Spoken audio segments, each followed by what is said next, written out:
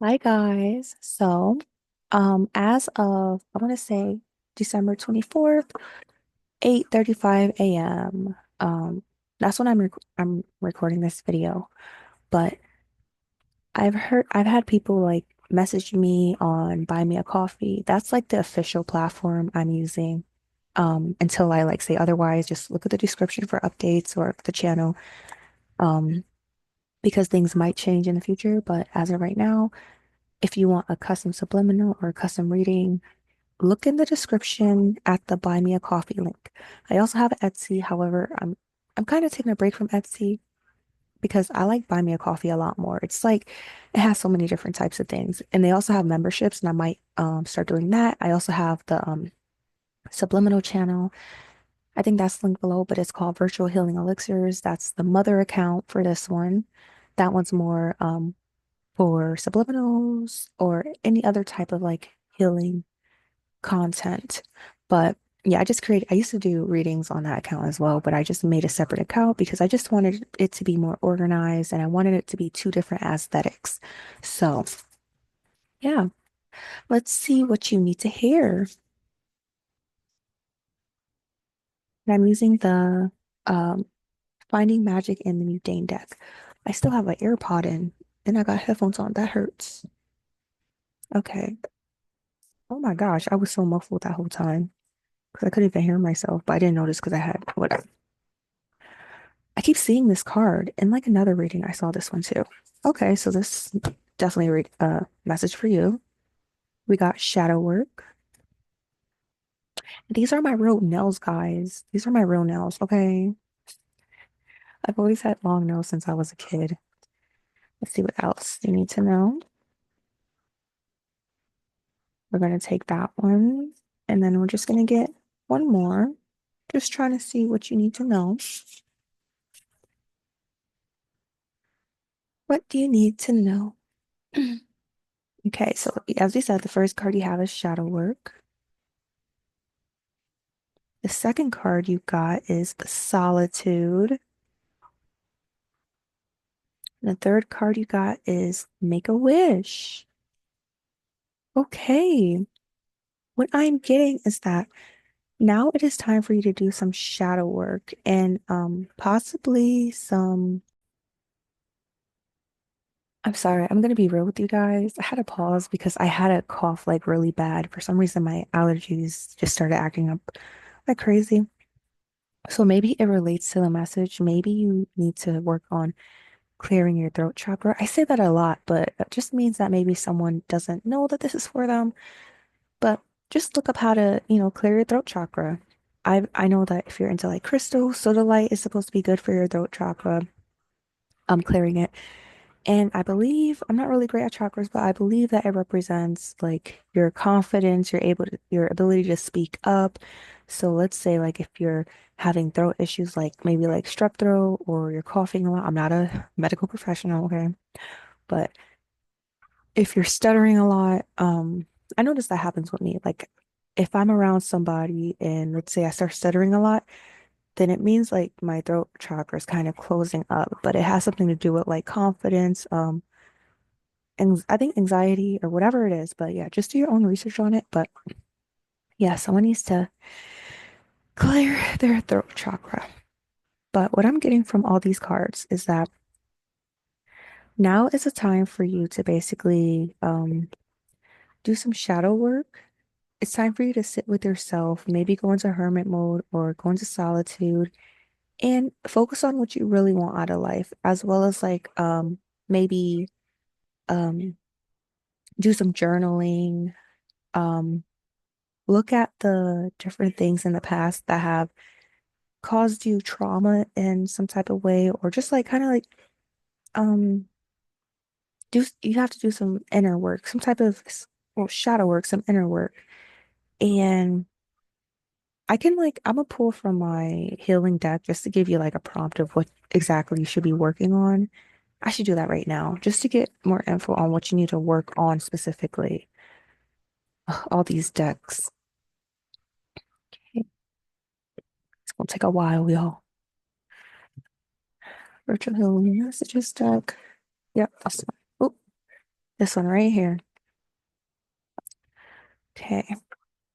I'm gonna pull one of these just to see what you need to be working on while you're doing your shadow work, but I'm gonna pull that afterwards. But yeah, the first thing I'm getting is that you need to sit with yourself in hermit mode and actually face your shadows, face your fears, face the traumas that you kind of have been avoiding, whether it is like going to therapy, reading a self-help book, watching self-help videos, um, or honestly just meditating. And when you're able to when you do this, then you'll be able to manifest better because you won't be having like certain, let's say if some of these traumas are causing blockages in some sort of way, like they could be blocking your manifestations. Like let's say some type you were raised to believe you have to work this way in order to make money.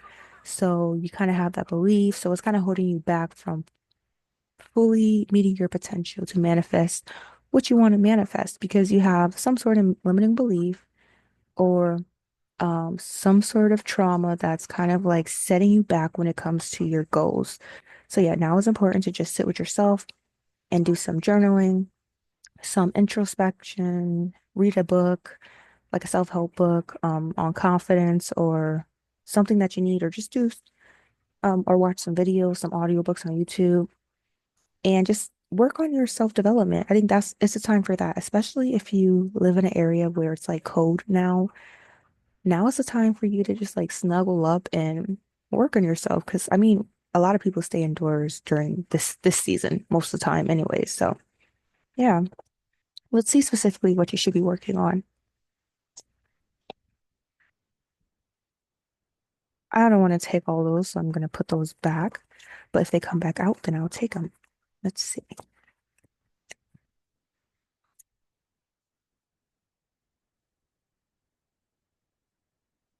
This one's calling out to me. I'll take this one.